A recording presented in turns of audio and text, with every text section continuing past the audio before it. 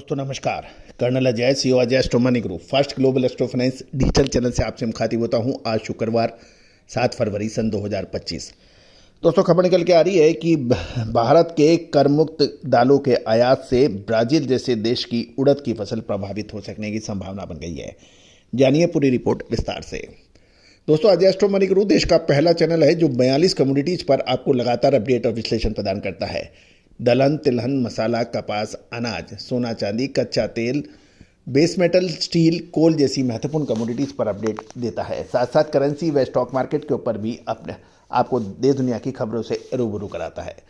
दोस्तों कोई भी विशेष जानकारी या विशेष रिसर्च सहयोग राशि अदा करने पर उपलब्ध हो सकती है। आप संपर्क कर सकते हैं। साथ साथ हमारा साप्ताहिक अखबार जो मात्र 3,000 रुपये वार्षिक शुल्क पे उपलब्ध है। साथ इसमें आपको देश दुनिया की महत्वपूर्ण खबरों से रूबरू, साथ साथ आपको देश भर के मंडियों के ताज़ा भाव अपडेट होते हैं व्हाट्सएप पर। इसके लिए भी संपर्क कर सकते हैं। जानिए रिपोर्ट विस्तार से।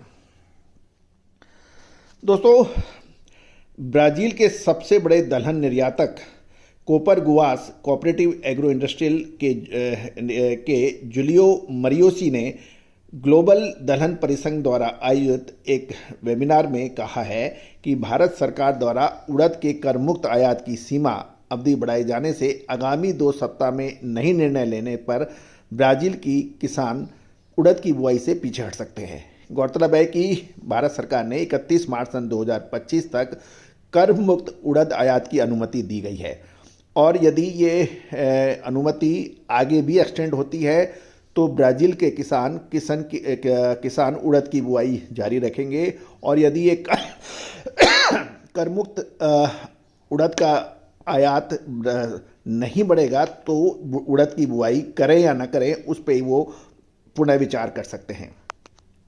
साथ साथ ये भी खबर निकल के आ रही है कि व्यापारियों का अनुमान है कि आगे समय अवधि को बढ़ाया जाएगा, लेकिन अभी कुछ कहना संभव नहीं है। भारत के उड़द उत्पादन में कमी से थाईलैंड में उत्पादन को बढ़ावा मिल रहा है क्योंकि इस वर्ष क्वालिटी भी अच्छी है। म्यांमार में वर्तमान वर्ष में उत्पादन 10 से 12 लाख टन होने की उम्मीद है तथा म्यांमार का उत्पादन का गौरतलब है कि म्यांमार का उत्पादन का 90% माल उड़द भारत में निर्यात होता है।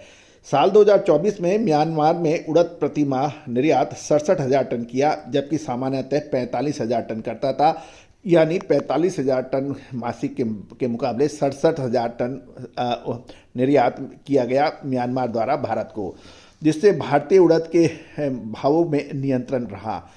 ब्राज़ील उड़द का उत्पादन वर्ष में 2 बार आता है, फरवरी मार्च में और सितंबर नवंबर के दौरान की फसल आती है और वर्ष 2023 के दौरान ब्राज़ील में उड़द का उत्पादन 50,000 टन हुआ था, जिससे भारत में को निर्यात किया गया था।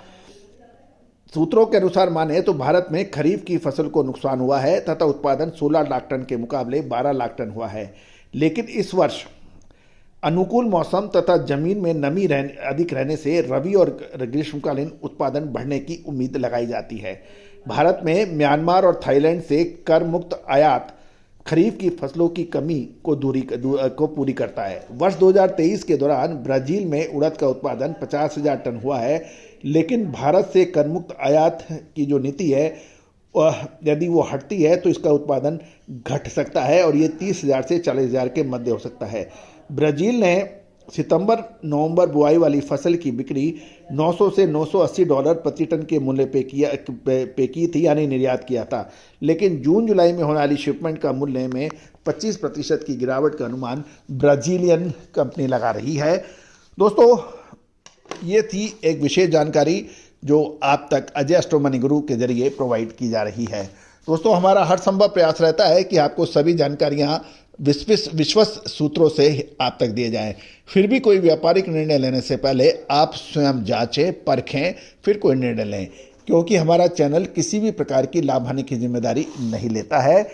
साथ साथ हमारी विशेष अग्रिम रिसर्च रिपोर्ट सहयोग राशि अदा कर आप प्राप्त कर सकते हैं। नंबर स्क्रीन पे दिए हुए हैं। All the very best, good luck, happy trading.